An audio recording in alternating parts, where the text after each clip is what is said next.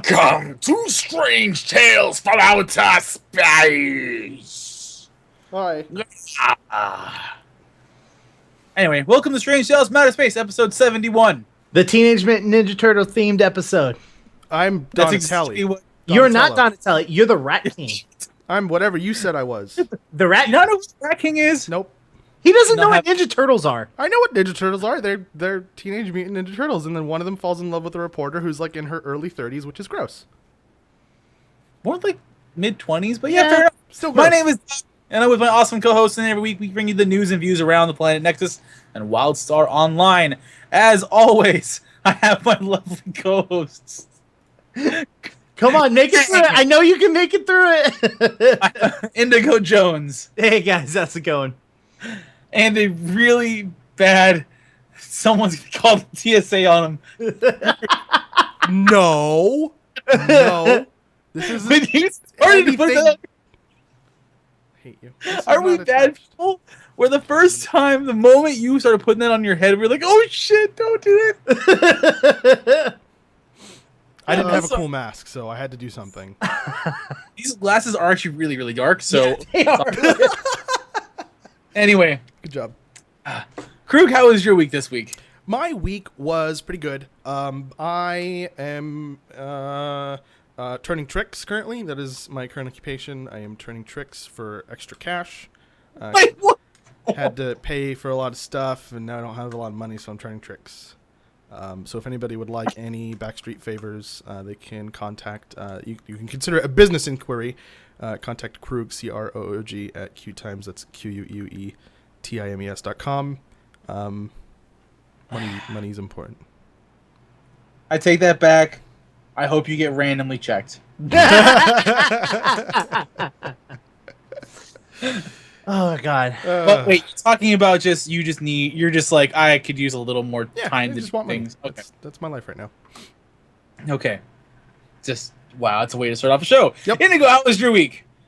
My week was good. Started a new job last week, which was a lot of fun. Had a great time doing that. Played a little bit of Pathfinder this morning, which I'm super excited about releasing the storyline to the group because I've actually put a lot of effort into it. So I'm really excited about that. But yeah, that was pretty much my week. What about you, Doc? I played a little bit of my Esper, got a few levels in there. I've been working on just different side projects and trying to keep myself busy. I also watched all of Jessica Jones yesterday, which was maze balls. Holy crap. Also, I might have a giant man crush on Luke Cage. No joke. Go watch that show, and how do you not have a giant man crush on Luke Cage? He's no Terry Crews, but goddamn, he's awesome. Don't know any of these names. Please go watch it. It's on Netflix right now. That's all I did yesterday. Was like I was just working and then putting on Jessica Jones on the second screen. Oh, speaking of which, my computer decided it wanted to take a shit on me.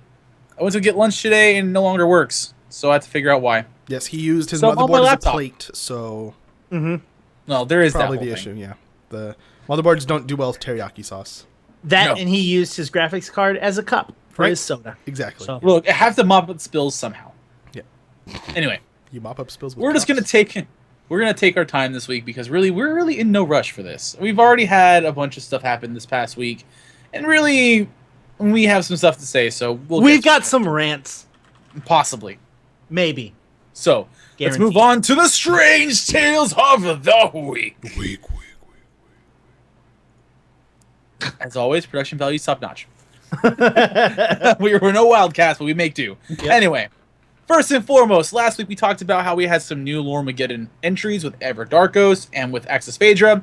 This week they went to you guys. Carbine went to everyone on the subreddit and to the forums and said, "Give us your paw. You're greedy. You're tired. You're yearning for more Loremageddon." Oh. I And thought you said submit your give us your questions. porn. I was like, they didn't say that. That's not a thing they said. Look, there's a lot of Arn in this game. That's true. That's true. But yeah, they're asking for questions, just like the first Loremageddon. They're asking for what do you want to know? Yeah, and honestly, a lot of this stuff you can. Please take note of the first poster. What does the first poster say? Okay, wait up. Where is this? We got this randomly here. questions. Oh, a ton of them. Besides Winter's Eve, NPCs, Noxtoberfest. I mean, we can give or take this Mayor Dismus. Mayor Dismas? It's Mayor Mayor Dismus. It's a lot of questions. That's weird. Yeah, that's a weird name. I don't think I could pronounce that. And they don't even have an avatar on their photo. Yeah. So, I mean, they're probably new to the game. Yeah. Anyway, ask your questions, ask away stuff you do not know from the game. Obviously, a lot of stuff, if you take the time to get the lore of the game, you'll figure it out. We're all scientists, go nuts at the G key. But any questions you're curious about, like where are all the children? Where are all the children, Pappy? Where are all the children? Yeah, there's 0 children. There are 0 children in this game. That I've seen, I want to see like little Granok babies running around somewhere. Well, there are Granok babies in the game. There are? Yeah, the little pebbles on the ground. Wow, were you really not expecting that? Apparently he really wasn't expecting that, everybody. I broke Doc. So, while Doc is trying to regain his composure, that really wasn't that funny. We'll move on. So yeah, if you have any questions, feel free to submit them to the thread. And we will look forward to the results of those questions. Indigo's not amused. I hope that's the actual answer. No, I don't think that's the answer. I don't think that's going to be the answer. I haven't been drinking nearly enough to be... Yeah, no, I don't think... Where is your mic and where do you drop it? Because I love that answer. Drop the Holy mic. crap. Okay, on a serious question, though, it's been roughly a year since we've had any real continuation of the story. We got the Omnicore quest line that brought us a little more forward to the story, but we've heard rumors of future drops bringing something on the table, but really, where's the story, like pushing the story forward, guys? I mean, we had Reloaded as a game update, kind of. It was not... From my understanding, it was not considered to be like whatever they're calling it, a game drop. Update. A game update. Yeah. Drops are now called game updates. Well, we did get one really important piece of story information that I think you kind of glossed over, Doc, and that's the cash shop. God damn it, Krug. No, but Technically, seriously, there needs to be some sort of lore to make that work, right? Yeah, right? Well, it's really easy. Protostar wants your cash.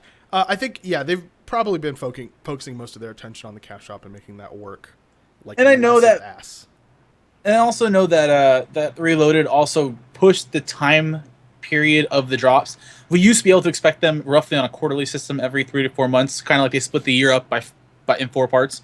But since we had Reloaded come out, I know they've kind of not messed it up, but they shifted that like quarterly process, so it's not as clear cut and easy to predict as before. Well, and it was only clear cut and easy to predict for like what, 2 months? Yeah. Yeah, but it was on a real predictive path. Now it's kind of like, I think they're gonna have it in like March, probably with the next drop. I don't remember. And then they had another drop, which I don't know if it was just me not paying attention or what, but like their drop was like, oh, by the way, we dropped. Like, guys, have some hype behind it. Considered a drop? I know Shades Eve wasn't really considered a drop. Shades Sorry, Eve. game update. The Cryoplex or the Tundra Dome was considered to be their drop. Really? Yeah, there was no fanfare behind that at all. There was nothing there. Yeah, like if you're going to give me something, that felt like a footnote on our show notes. Absolutely, 100%. Like, if you're going to make this happen, you need to this needs to be everywhere. There needs to be hype. Sabotage. Yeah, there needs to be hype. Make a fucking video on it. Like, there got needs a little to be lazy. Yeah, it was just like, oh, by the way, here's this. Like, I have this dog toy thing, and anyways, yeah. So it was just like, it was nothing, and I complained about this at the last time they did a drop, which was, by the way, we're doing a patch tomorrow. Cough, cough, drop. On content Twitter, drop. It was just on Twitter, and they were like, by the way, cough, content drop, cough. Like, really? That's how you're going to release this? All right. I guess we'll put that in the show notes. Like, to me, it's like when they've been doing these drops, it's like, okay, it's ready now. All right, let's release it tomorrow. We got to get it to these people. It's like, no, like, okay, it's ready. It's good to go right now. All right, let's start advertising. I was going to make a sexy time analogy, but we've done enough of that in the last 2 episodes. So well, you know what episode this is. 671. It's Thank you. 71, which is 2 episodes away from 69. I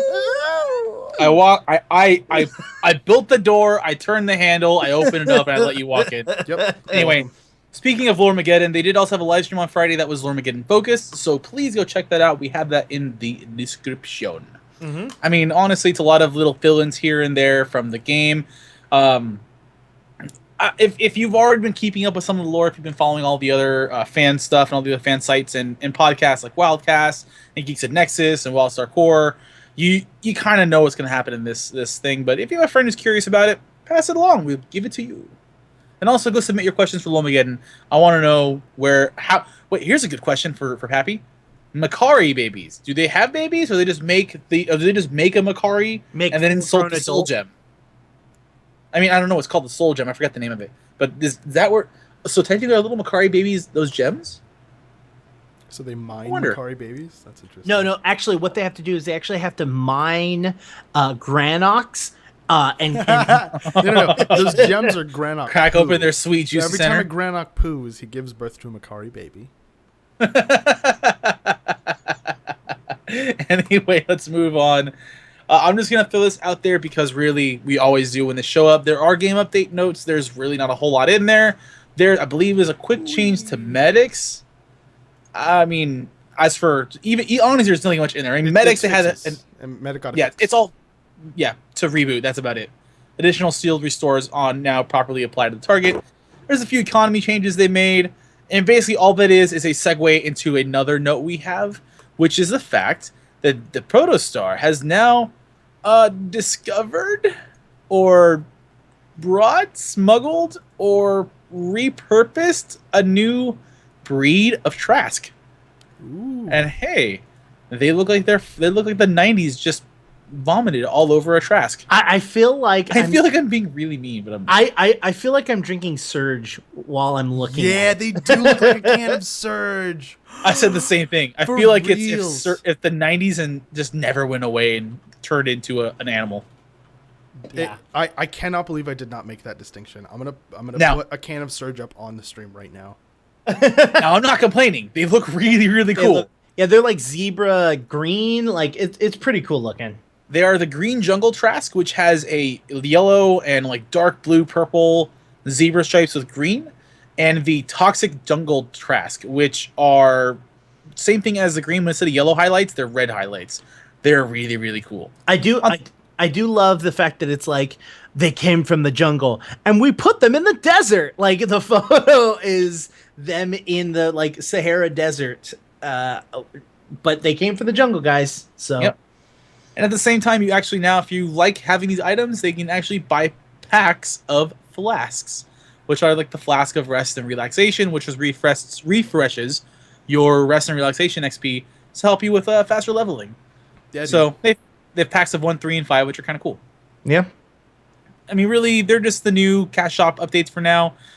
In order to get them, you obviously launch your game, open up the storefront with the default key of U, I believe it is, or the big N icon that's always lit up that never lights off. 4GY, Unless, yes, I was saying 4GY. There's not even an icon there. Yeah. So definitely go check that out. You can purchase them with Ncoin. I believe Omnibits as well, but I don't remember if the Trask mounts are going to have Omnibits. And if I'm not mistaken, these are, quote, these Trasks are practically exotic. So get them before they're gone. Yeah, and Tekken They're Daggers a limited time item, is what Doc's trying to say through his stuttering. Tekken Daggers also does point out the awesome nod to Flask. That's true. You'll gain so much EXP. Flask. Okay, I'm happy with that. I'm happy with that take. Let's go on to the next track. Yeah. Okay. The next track being, get out your knives, your pitchforks, your torches, people. So, I'm all for special snowflakes. If you get that Trask mount before time runs out, if you got the Z88 hoverboard, I believe that that's the signature of the time and money you have spent playing a game and showing off how much dedication and or cash you're willing to shell out for it. So for those of you that don't know, if you're a more recent player that didn't play in beta or that wasn't around for when the game was doing its first marketing push, which obviously wasn't a huge amount. They did a giveaway, I believe, with PC Gamer, or they had a survey with PC Gamer. Yeah, you got they had 4 drawings of ideas for weapons that could be implemented in the game, and they Let you vote. Yeah, that you got to vote, and when you voted for it, whoever got the highest vote, then turned around and they made it. But you had this is before the game came out. You had to have actually voted and had your account set up and everything, and it was only for that voting period. And whoever voted, regardless of whether the item you picked won or not, you got the winning item, and you got a coconut monkey decor item. So that item in question is a much sought after item. In fact, the code isn't tied to a person. You can actually give the code away if you so chose or choose. It is the famous or the very popular Rest in Peacemaker sword skin for warriors. Yep. For those of you who don't know what it looks like, it is basically a sword with really cool like soul effects swirling around it, and not the hilt. The blade looks like a gravestone. Mm-hmm. A broken gravestone. It is a gravestone, but that vapes. That was a jab at me for those of you listening to the audio podcast, because I do that. But the reason why we're talking about it is that just today, I believe, earlier this afternoon, during the vote, it said exclusive. You will only be able to get this item. Oh yes, they did say that. By voting, and then I believe there were also conversations that individuals of us had with them. We asked questions directly. Said, "Hey, will these things ever remain exclusive, or will they become available some other time?" And we had been told these would be exclusive items, and you wouldn't be able to get them any other way. Anything you got from an exclusive deal will stay exclusive. Cue this tweet right here, Krug. Get Coconut Monkey Decor and Rest in Peacemaker skin from PC Gamer. Sign up and opt into the third-party email, pcgamer.com/newsletter. Blah, blah, blah, blah, blah. So basically, in a nutshell, you can get this item again. After being told explicitly on streams, on Twitter, on Twitch, in-game, but not just us, on and their PC website, Gamer's website, and PC Gamer's website, that this is going to stay exclusive. The fuck? Yep. So we're going to have a divisive segment here, because I personally don't give a single fuck at all. I'm not the special snowflake guy. Like, if everybody has the item that I have, don't care. Don't care at all. And you know what? I'm cool with people having an item I don't have. Yeah. You know why? Because that Skeletal War Pig and that goddamn DeLorean hoverboard are out there right now, and I don't have it right now. But that's fine. If you have it, I'm happy for you. I'm going to have my sword. Well, sword. No. This is the thing. I don't care if it's a special little snowflake. I don't care if it's anyone can get it. The problem I have in this situation is the fact that they said you will only be able to get this way. You will not be able to get it any other way. You have to do it like this. And so we ran out and we did this action, and we got on PC Gamer's newsletter. We made the vote, and we did all of this stuff, and it was to support the game before it came out, you know, to get the news out there. And we did that. And we were told after that multiple times, it's exclusive, no other way. And now that's all a lie. And that opens the door for a lot of other stuff. What about all that money you spent trying to acquire a Snarflinks or a Glitter Kitty hoverboard or a Marauder costume set? What about those fancy pants codes that are really only available so long as the codes are available? I mean, yes, it's a slippery slope we're talking about, but this is the explicit door they all are behind. And you literally just opened it up and said, hey, you want a cool sword? Because you're all demanding it. After saying, well, you know, we are kind of cool with you guys being special snowflakes. That's why we're going to give you a mount that only lasts for 4 days and then it's gone. Well, that basically takes away any time that they say something is exclusive. You can't it's not exclusive. Yeah. Because they have proven themselves, they have proven to us and proven that they cannot be trusted with that term. Like, if you're going to say that something is going to be exclusive and then later on give it away, it's not exclusive. That's the problem I have. And yes, I guess you could even go back and say, what about the Highwayman costume? That was only if you logged in for those 4 days. Yeah, but they quickly retracted that when they realized that those 4 days had so many issues that they decided to change that wording, and they never said it was going to be that exclusive. If I'm not mistaken, I was actually on like 3 of those 4 days, and I was like, oh damn, I only got some of the pieces. They're like, yeah, no, we had server issues back in beta testing, so we're going to make sure everyone that was available through that week got it. So someone in chat says, me being a terrible devil's advocate, is it still technically an exclusive through PC Gamer? I mean, yeah, because you can only get it through PC Gamer. I mean, still exclusive. But no, yeah. because the statement they made is you have to vote between this timeline to get this. They used it to get people to vote. They said, if you, like, the thing that you're going to this give was us... drumming up, yeah. The thing that you're going to give us is you're going to give us your vote. You're going to give us your opinion, which is, like, the number one commodity on the internet is people and their attention and their opinions. That's the number one commodity. So we gave them our opinions, and then in return they said, we're going to give you this thing that people down the road won't be able to get, and you'll be super cool. And while I don't give a single fuck about that kind of thing, people do. So after paying us, they then, like, year and a little bit more later, they said, oh, by the way, that thing that we gave you, we're devaluing it. Basically. So it's like, and Indigo and I have a deal. I'm going to paint his house for $50. So I paint his house. His house is painted. Done. Can't take back the paint. Then he gives me $50. And then in like 2 years, he comes back and takes $25 from me. He devalues the thing that he gave me. And then I'm like, bro, where's my $25? That's kind of like, I think that's the mindset people have right now. Am I totally out of accuracy with that, or not being accurate with that? No, I don't think you're wrong. I think for me, people are like, oh, it's just only because you wanted to be a special snowflake. But no, this is you guys literally explicitly said time and time again, this is not going to happen. And it's for such a small item.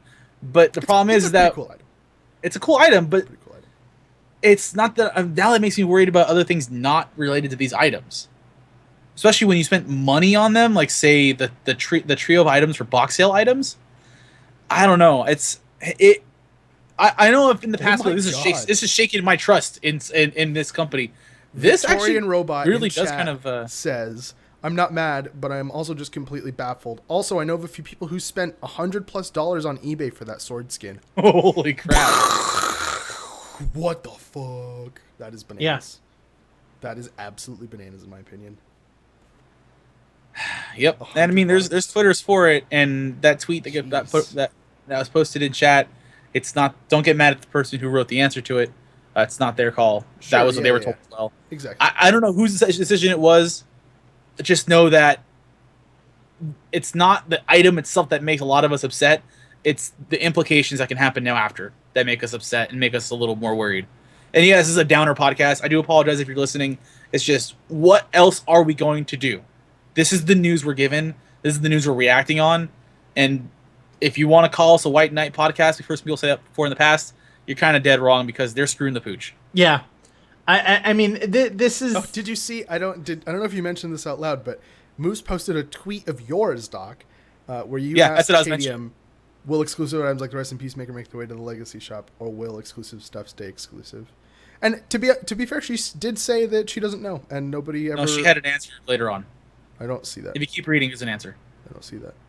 Anyway, while he looks that up, that's most of the news for this week, at least official news. Mm-hmm. So we're going to go on to some more community stuff from the Strange Tales from the Community. As Krug just doesn't know what's going on anymore. Okay, so you know how we've been talking about PvP Season 2 for a while, guys? Yeah. Well, there's a really funny thing that happened with PvP weapons specifically. You can now cosmetically equip, I mean, at the moment, weapons from classes not of yourself. Yeah! This is an engineer with stalker claws. This is a medic with a sword. That's an Esper with an engineer gun. So basically, it's a bug, and I don't remember exactly how you replicate it. I've been told that you replicate it with buying all the Season 1 PvP weapons and then turning them into costume pieces, and then they can now be equipped just as costume pieces in general. This is also happening with the Season 2 weapons, so keep that in mind as well. Obviously, this is a change that will not stay. Yep. This change is going to be patched out real fucking quick. Although I will say consecrated blades, is that the Esper ability that makes your weapon Concentrated blades. Yeah, I think it's consecrated with a C. Yeah. That looks hilarious with the engineer gun. There's just two giant engineer guns. And actually, I was reading through a Reddit post about this, and one of the people in Reddit said, "My spirit animal is a gun." And I was just like, that's totally what it looks like. All I could think of with the consecrated blades is two things. An Esper wielding a warrior sword with consecrated blades. Oh, right. It's the scariest shit ever. And also, if an Esper is using pistols, you're literal pistol whipping somebody now. Yeah. How awesome is that? It's the best bug in this game I've seen in a while. And the best thing about that ability is the weapon starts moving slowly and then it speeds up. So I want to see a GIF or a video of that gun just. It's gonna be cool. Yeah. I mean, the best part is you kind of get to see classes and races that don't typically use those weapons use them, i.e. Granoks with claws, Chuas with claws. I believe are Arn's warriors? I forget. Can Arn be I don't warriors? think we have a photo of it, but I don't remember. I haven't played an Arn in a long time other than are you Esper. asking if in game? No, Arn can't be warriors. No, they can't. So Arn can equip weapon cosmetically. They can equip swords this now. is an Arn with a sword. It's really cool. Yeah, it's pretty sweet. In fact, today through Data Vest, I saw an Arn use a warrior sword, and I was like, "Wait, what?" And I had to think about it and go, "Oh, it's the bug," and that new sword is freaking sweet. So if you get a chance, check out these pictures we're showing in the links described. If you can, they, from what I've been told, only work with PvP Season 1 and 2 items, but don't expect this bug to stick around very long. This is going to get patched out quicker than a bunch of other bugs that should be patched out first. Yeah. Yeah, this one should just stay. They just should let this in as just a funny fucking thing. They're like, this is really dumb, but yeah, they should fix it for PvP instances because it kind of is weird in PvP instances. No, it's broken in PvP. It's super broken in PvP. Think about it. If you're running around as a botless engineer wielding dual pistols, you've literally given yourself such a major psychological advantage on the other team. It's not even funny. Yep. Well, I mean, that's kind of what I said about costumes, though. But I take that back. Like I used to say, being able to costume in PvP instances is bullshit because I could PvP in engineer armor and then be a spell slinger. You know what I mean? Like. I still believe that, though, because honestly, silhouettes are important for PvP. Yeah. Because when you're reading that silhouette first off, and you've played the game enough, you know what to expect from a silhouette like that. Yeah. Now, if you're running in as an Esper with a warrior sword, and you're a class that could be an Esper or a warrior, that gives you enough of an advantage when you meet someone. Say you're in 3v3 arena, they read Esper, Spellslinger, and they see an Esper with a sword, and they're like, wait, what the fuck? That is the amount of time that Esper needs to get the drop on them and give just enough of an advantage. Yeah. So, I don't know. An engineer going invisible. What the fuck? What the fuck? Exactly, stuff like that. I'm not saying it's... If you want to keep that bug, I would say disable it for PvP. That's the only thing I was saying. Because the weapons are core for silhouettes. A warrior with pistols, and so you think it's a spell slinger, and you're like, oh man, I'm gonna stay away from that. Like, they're literally pistol whipping you to death. And then it uses its innate, grows to like twice the size, and leaps at you. And you're like, what the fuck? What the fuck? That'd be cool for like fist weapons in the game. You're literally pummeling somebody with the butt of your pistol as a warrior if you're wearing that in PvP. But then I go back to like, okay, so there's this bug where they can attach these weapons and they have them, and we know that this can happen. This exists. The main reason that we always get about why Chuas can't be warriors is because it's a lot of time for animations and stuff like that.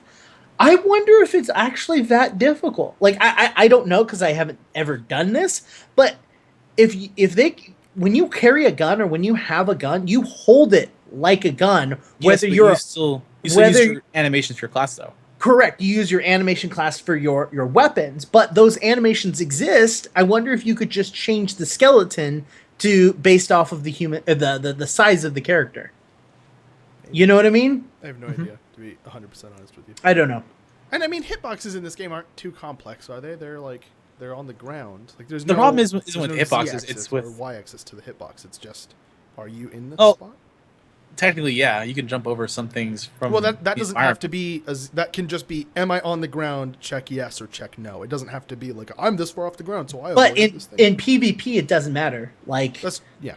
if I swing a sword and you jump over that area, as long as you're in that area, Right. whether you're above So or I'm saying below, it's a 2-dimensional hitbox. yeah. Like 99% of the time, it's a 2-dimensional hitbox. I mean, if you're on like a whole nother level, like in like Walatiki, where if you're in the bowl and you're using an ability, it's not like it's working on the level Right. above you. But I don't think that's a hitbox thing. I think that's just a like distance between the telegraph and the hitbox. Like I don't Yeah. think that has to do with the actual hitbox itself. But anyways, this is all super speculative. Oh, And, yeah.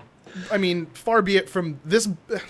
I don't think this bug is going to cause them to like expand what classes a given race can be. I don't think it's going to. No, I just hear and smell cash shop.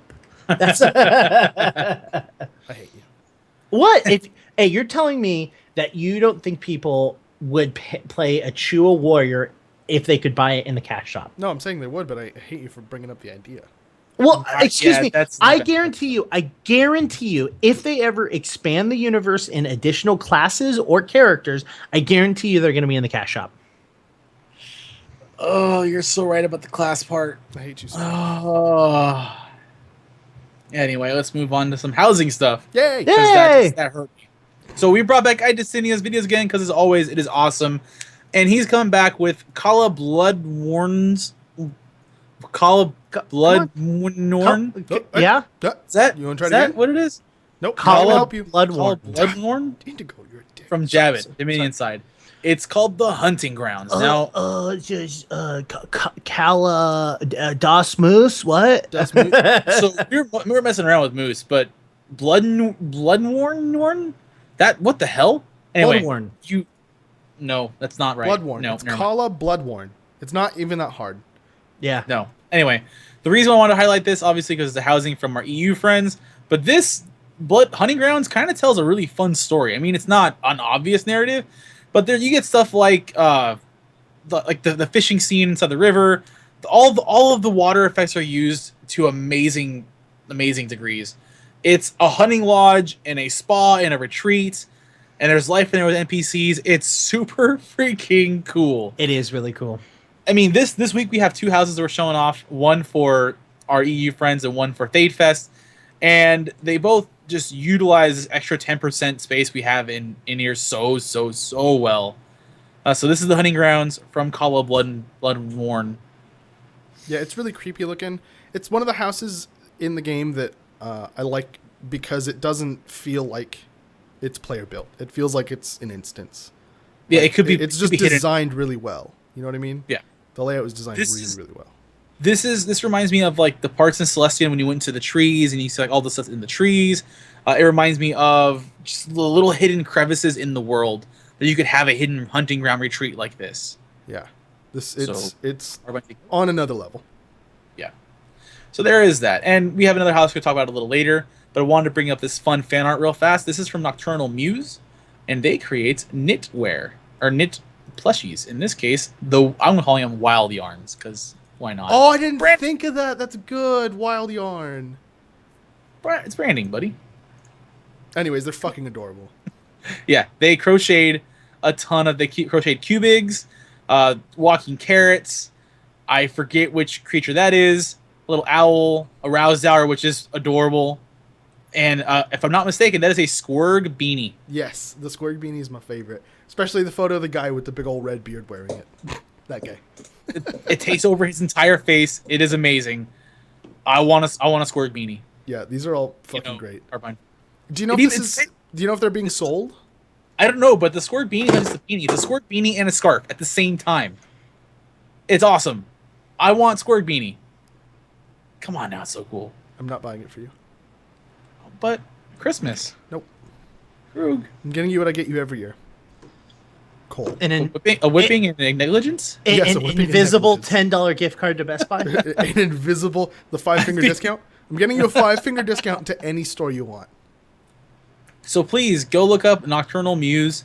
I believe we'll put the link up for not only the Imager album, and also the link to whatever we can find for her store or whatever site she uses or he uses. Go check them out. If you can buy one, buy one. I want a squirt cat. That's so cool. So awesome. As for some more community news, I wanted to highlight a video from a I don't know what to call him. I mean, he's just a reviewer. He's He's just also a content creator on YouTube. Yeah. Not necessarily WildStar specific, but one that I find entertaining. yeah, the Orange Hatter. So we brought him on a few times before, like his videos, and he's got a good mix of humor and he's got a good mix of insight. He's really good at picking up on stuff and being insightful and informative to people. So he's been doing WildStar Weekly for a while now, and this week he's talking about when players should be getting ready for dungeons. I mean, a lot of free-to-play players and more recent newcomers of the game understand how daunting the dungeons get as you go through. And at 50, people are like, "Oh crap! Do I need to be overgeared to make dungeons any worthwhile and whatnot?" And his thing is, no, you don't really have to. In fact, it's best if you just do them when you're supposed to, and just go for the challenge, because that's the point. It's going to be challenging. It's going to be hard. It's going to be fun though, and it's going to give you that intense amount of satisfaction when you're done. Which we've been playing for over a year, and we still get all pumped when we take down a boss. Yeah, and he points out an interesting thing that I've actually never heard before, but maybe that's just because I don't look into the meta the same way other people do. I tend not to look at what theory crafters say. I just play what I find fun. He says that you should aim for a gear score of 68 before you go into the first veteran dungeons, like Skullcano, for example, which is interesting. I'd like to see, people's luck using that number. Get your gear score to 68, hop into a dungeon, see if you can, power through it. If I'm not mistaken, aren't 80s roughly like the end game dungeon items, and then you get into higher ups with that, and then I believe 62 should be something you could easily make if you're doing your ship hands and your adventures. Mm-hmm. That should be a mark that should be easy to get. So what he's really saying is, do adventures and do ship hands like you're kind of supposed to, and it makes dungeons a lot easier than just going in blind. Right. Granted, you can go in blind and get massive upgrades, but you're gonna have a hard time, especially you're gonna have a bad time. That's what I was thinking the exact thing. Gonna have a bad time. A bad time, especially if you aren't really paying attention to the mechanics, and the mechanics will kill you real fast. Yeah, that's another point he makes. Is he points out two different kinds of boss mechanic. One of them is a numerical challenge, and the other one's a mechanic challenge. And he explains when a boss just hits your tank really hard, and you have to he has to have a certain amount of defense, and the healer has to be able to output a certain amount of healing, and the DPS has to be able to kill the mob within a certain time. That's a more numerical fights like you're challenge. seeing on the screen. Right. But then the other type, and he credits WildStar with doing this really well, which I agree with, is a mechanical challenge. For example, if you don't interrupt this ability, you lose. If you stand here during this, you die. You have to be more aware of what's going on versus I need to be able to min-max my character in order to beat this boss. Which is 90% of WildStar fights. And for examples of those two bosses, the numerical challenges is stuff like Aethros in Storm Talon, which is just totally a mechanical challenge. I mean, compared to other bosses, I believe he's more of just a numbers thing. You got to kill him fast, especially when you're coming into the interims part. But more mechanically challenging, Mordecai Red Moon. Regardless of whatever issues we have as a group, I'll go in all of Sword Maiden. That a lot of those things are just crazy mechanics that are really fun, and you have to be attentive to, or else you're just gonna have a bad time. I'm gonna have a bad time. Yeah. Anyway, go check out Orange Hatter. He also has a really funny review up on Blade and Soul, which, I mean, briefly, Blade and Soul, if you haven't tried the beta out, go try it out. It's available next week. Combat's fucking awesome. If you like Wuxia and Kung Fu, it's awesome. It's no WildStar, though. Just saying. If you want to see our first impressions, head over to qtimes.com, where our own Rabbit has actually given a review on it. Spoilers, torpedo boobs. Yeah. Oh my god, the jiggle physics is just bananas in that game. It's I'm kind of so happy that's not what WildStar looks like. I mean, we can talk about it a little bit after the show, so I'm down. It's pretty awesome. Anyway, some more community news. Geeks and Nexus episode 25 is back. It is just Jazzy and Dracast this week. Always go listen. Those two are great. I mean, I don't have a whole lot to say from the episode. It was just fun to listen to them. And, I mean, Dracast has a whole bunch of cool stuff with lore, and Jazzy is everywhere. So, you really can't escape her as her just cold grips of content creation wrap around you. That's very depressing. To everything she does. Although if I'm it kidding, chokes I'm Indigo kidding. right now, I'm totally down. Jazzy, do it. Jazzy, choke Indigo. Choke Indigo with your videos. Harder, Jazzy. You're almost there. Finally, we can get a new co-host. Yes. For once, I'm not the one being replaced. Hooray! Thank you, Jazzy. And Wildcast episode 76 is up. They also kind of went on a bit of a rant this week, and it was about a different a topic than what we've gone on. So give them a listen as always. Go listen to Geeks and Nexus. Go follow those guys and give them all your love and support. And Loving you. yeah, we have It's so because you're beautiful. Do-do-do-do-do. wow. What the actual fuck? That was good. That was impressive. Anyway, so obviously, if you're listening and you're watching, it's like, wow, we've only covered 40 minutes. There's a whole lot of news this week. Yeah. At the same time, I wanted to just touch up on something kind of freaking awesome. Fade Fest 3, Fade-a-Palooza, happened this afternoon. It was a small but fun, intimate affair. They did costume contests as always. They did the foot race track. I was there for maybe roughly 45 minutes or so to help judge the costume contest, which was really, really, really, really cool. I have pictures that I took from the costume contest, the winners, for in order they're scariest, they're silliest, I believe best female, best male, and then best overall. Sorry it was dark. It was actually nighttime when that happened. We don't know why. It just randomly went to nighttime. It just kind of did. So Carmine wants to fuck with you. It was super cool. Everyone had amazing costumes. And the next set of pictures you're going to see is where they took the foot race. It is called, oh my god, Entity Steeplechase. So this thing is awesome. It's a racing track and it's a club area. So if you don't want to participate in any kind of races at this place, you would just take the middle path and when you enter, there's like 3 paths. It'll take you to the skybox with a 360 view of the entire plot. They have Avitus DJing there. They have tables. You can RP your fantasy out. But if you wish to death race, they have a literal maze and racetrack you can race on. So I was talking to Krug about this earlier today, walking through it and taking pictures, and I said, you know, it'd be really fun if someone was doing a foot race is if they had like branching paths with different difficulties, and there were like cool obstacles in the way, and it would give people like the choice to choose whether, you know, maybe you made the right choice, quote unquote, or the wrong choice, quote unquote.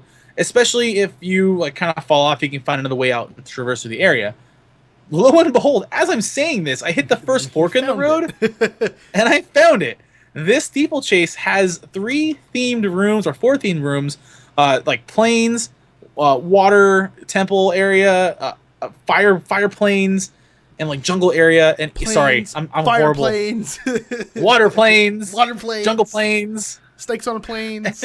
And when you enter each part of the track, you literally have a choice of one of 3 branching tracks, one of which will be a fairly straightforward but not perfectly easy tube route you can take.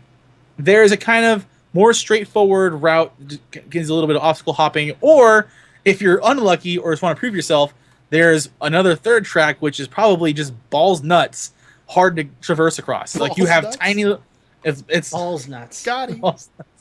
Yes, it's difficult. I tried doing some of them and I was like, this is actually really hard to do.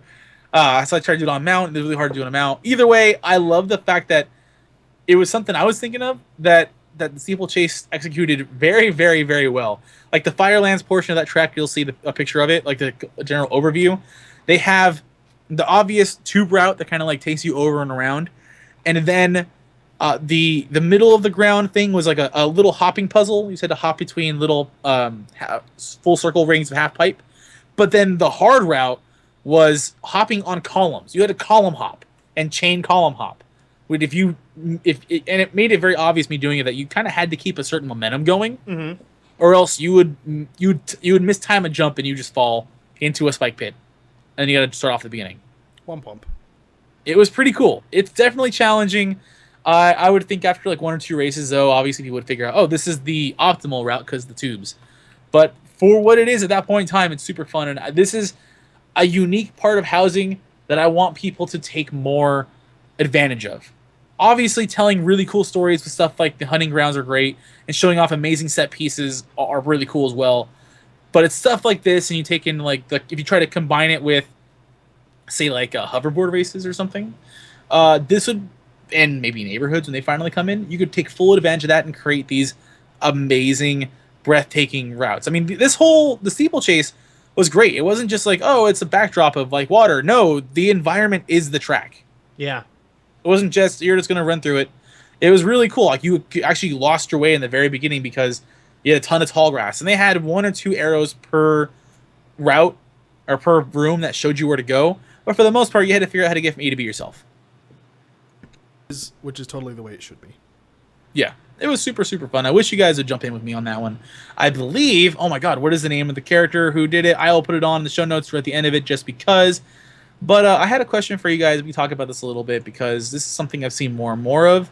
And I've also seen people discussing it here and there. And I don't believe we fully talked about it on STOS. And it's kind of like a little rainy day topic because it's a little slow on news this week. So, what other quality of life improvements do you think Carbine can do to make WildStar a bit easier for its players? Now, we've noticed every drop or every game update or any kind of major update, they kind of streamline things a little bit here and there. They kind of roll stuff in, and they make it a little easier for us, I guess you'd say. Quality of life improvements is what they really are. And some have succeeded wonderfully, like a junk button. Mm-hmm. You wouldn't think about it, but it's phenomenal. People love it. Some of them not so much, like, say, a Who tracker. Yeah. That's a giant waste of resources. Yeah, it's horrible. Is there anything you can think of that would be a great quality of life improvement that we haven't quite seen yet? Hold on. The Who tracker was important to prove that there were other people on. Because you may be in, you know what I mean? And that's true. And it came out at a time where it was like, there's no players. There's no players. Everybody? And it's like, no, there's players, see? So that's why that came out. I'm just saying. Oh, I found it before. Well, you guys think about it a little bit more. But for the housing plot I was talking about, it's Castari Vengor. And I'll put that in chat as well. So if you go into game and look and go into exile side entity, look for Castari Vengor's house. That's the steeplechase. So this question that you're asking is like totally off the wall, like pipe dream status, what you want them to add that would improve the game, right? Yes. Why are you laughing? Because Indigo.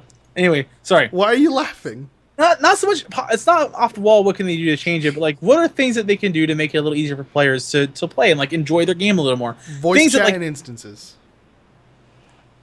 Actually, that's not a bad idea. I didn't even think about it. No, it's not a bad idea. It's a wonderful idea that would make every single instance 1,000% smoother. Now, to that argument, like, the counter is trolls. I don't give a fuck. Every game has trolls. If you can mute people, then it's not. Yeah, really that's why that feature's there.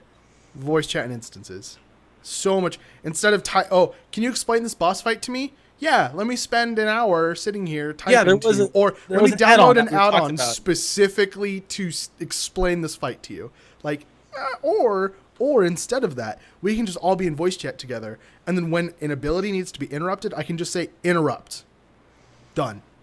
Honestly, if I don't necessarily think the importance is to make it easier for new players. I think the important part of an MMO and to stay competitive as an MMO is more content. More content.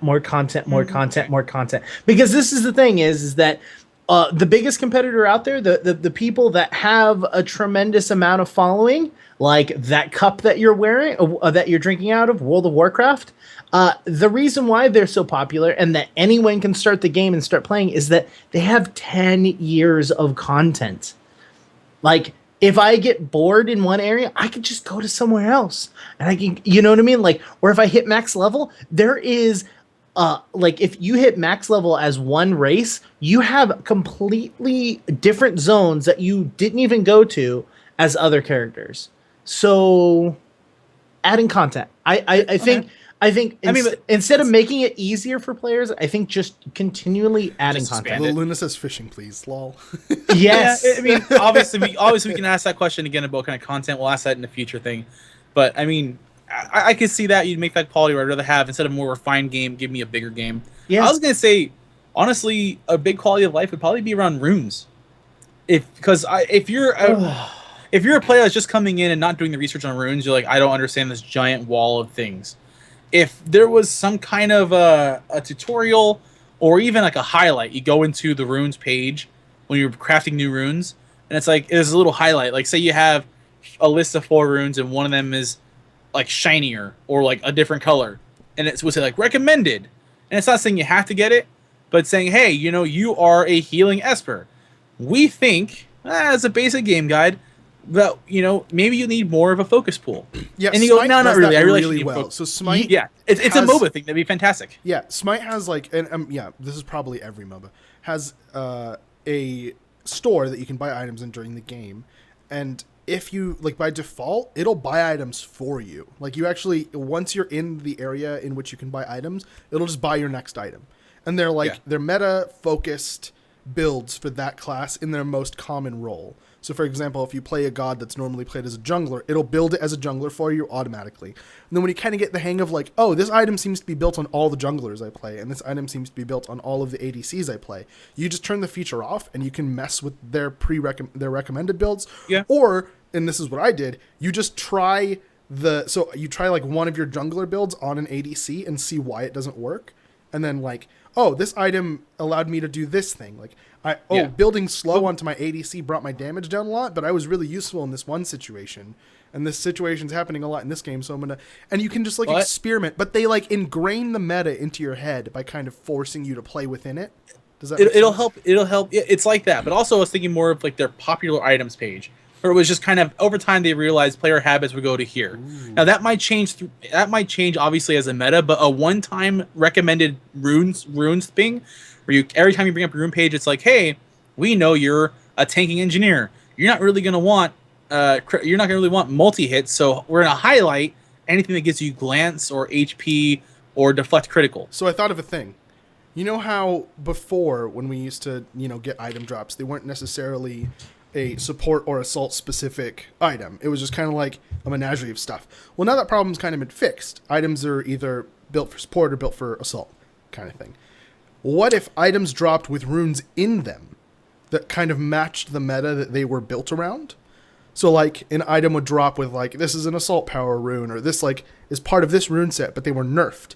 So if you wanted them to be good, you had to go extract the rune and then put in a rune, like an actual rune that you've made. They are playing with rune extraction right now, too. Yeah. I have something to solve all of this. If you want to make the game easier on players, get rid of the rune system. Well, but they're never going to do that. I'm just saying, what are you going to do in place of that system? Because I hate it. It is fucking horrible. It is just atrocious. I think its goal is cool. So bad. Its goal is cool. Its goal, I think, is to make playstyles unique. Do I think it accomplishes that at all? No. I think it's another thing you have to research in order to min-max your character correctly. And spend tons of money trying to go through all of that. Like, that's because also part of the goal.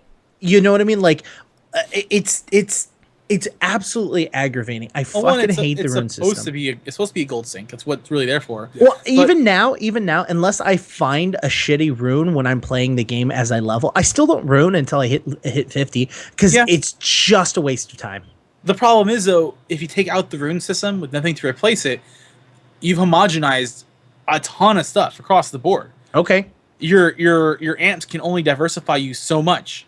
Well, I mean, I think the amp system is really diverse as it is. And if they got rid of the rune system, they're not going to have to worry about the amp system dealing with the rune system, which means it simplifies how they're creating the game.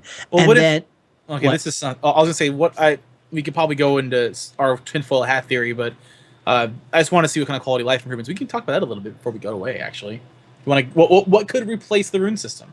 I mean, like, okay, so when we always talk about when WoW originally started, there wasn't really tinfoil hat. There wasn't really There wasn't really a rune crafting system. Eventually, there became a gem system that you could, which was very similar, but it was basic stuff like this super overly complicated. The super overcomplicatedness of like, oh, class stuff versus just give me raw stats. Like just give me +2 to this, +3 to that. Don't go, oh, this is the like they expanded the system further than what it was. Instead of simplifying the old system, which was, hey, Moxie actually means this, Grit means this, blah, blah, blah means this. Instead of simplifying it, which is what they were originally going to do, they're like, hey, we're going to simplify this by making it actually mean what it is. And also, we're also going to add 30 other fucking stats to the system. Oh, and by the way, we're also doing the whole entire rune system all over again. So you're going to have to spend all your money over again. It's just like, Yeah, it's kind of crazy. I was thinking, maybe you're right. Maybe the rune system may not be perfect. I don't mind it as it is. I think it could have QOL improvements that'll make it easier for people to understand what's going on with the rune system. But for hypothetically speaking, if we're gonna chuck it out, a fun one would be, I would think, class customization. So say you get to 50 on your spell slinger, and you have an assault roll and you have a support roll. Instead of having a rune page or something, you would have a third tab that pops up when you hit 50 and it says class specialization. Kind of like World of Warcraft does it and Rift does it. Yeah, it's a little cookie cutter, but it's immediately recognizable to players, and it allows you to kind of take those same rune ideas and say, well, if you want to be the AoE gunslinger, if you want to be like the spray and pray gunslinger, these kind of rune style add-ons like multi-hit and critical hit, some of them are across the board critical hit, obviously. But if you want to be like the sniper, you want to be the assassin sniper, you would take runes that would normally be assassin runes and it would be in this kind of customization. That way people can go, yeah, we want to bring the player, but also having that diverse class that runs around. Like if you're in Battlegrounds, the rune system's like, oh, he has this much on life hit and whatnot, and this much in this one. But if you're sitting there going, well, shit, we have stalkers. We have 3 stalkers in this battlefield. We have 2 tech masters or some shit like random made up name, and like two cyber assassins or some shit like that, made up names. God, I think having that kind of deeper. Well, off the fly, they're horrible. Well, you know this already. Give me time and I come up with amazing stuff. He'll draw something really pretty, but coming up with something. But I mean, if you're gonna get rid of the rune system, maybe doing something like class specializations. All right, like I said before, with path specializations. I got it. I know what's gonna replace the rune system. When you hit level 50, you get to pick one ability from another class. Oh my god, it's dumb as fuck. I'm a spell slinger that has leap. Yeah, that's what I was thinking. Cool. I'm a spell slinger. Oh, it can't be innates. Can't be innates because that'd be like stealth. Yeah, everybody. Oh yeah, stealth. Spell slinger with stealth would be OP as fuck. Why is everybody at full? Oh, right. Oh my god! If I was a medic with stealth, I would have a macro that just says drop the base and I unstealth. Anyway, we're going for Major Tinfoil Hat Theory. We're kind of having fun with the rest of this podcast. We're coming up on an hour. We know that after an hour, you guys kind of tune out. We're gonna have a little more fun with our live audience as well. If you want to catch us every Sunday at 5 p.m. Pacific Standard Time, you can catch us at twitch.tv/Q Times. This is Strange Tales from Outer Space, episode 70. Say bye, Indigo. Goodbye. Anyway. And say bye, Krug. Goodbye, everybody. This is episode 71. I do apologize. I made the correction there. And we'll catch you guys next time. Bye. Oh, you didn't blow your kiss. Mwah.